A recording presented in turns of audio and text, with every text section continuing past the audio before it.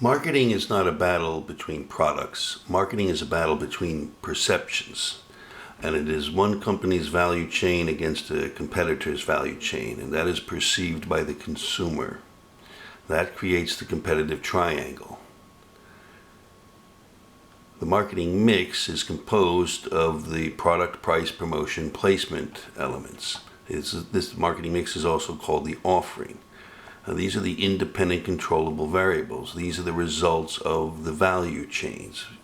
So these companies have value chains, and the results are the product, price, promotion, and placement. This is what the consumer sees.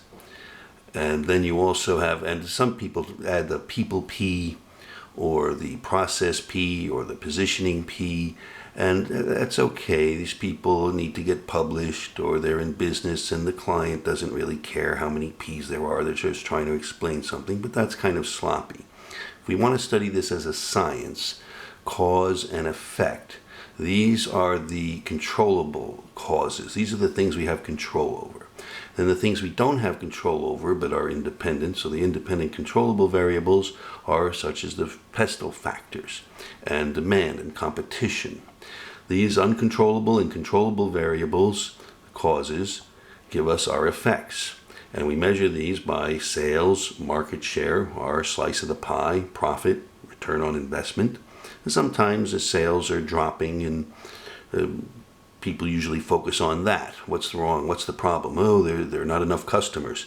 Well, that's not the problem. That's the symptom.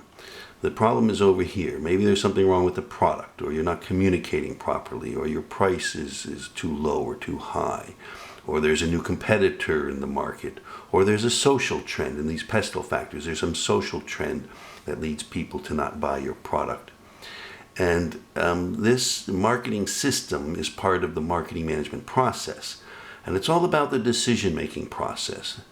The decision-making process, there's the problem-solving process, which also stems from the scientific method, like Deming and Hall.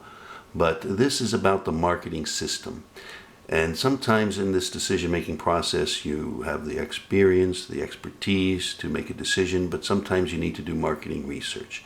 And the types of marketing research that feed into this decision-making process are exploratory, conclusive, when you know what the options are.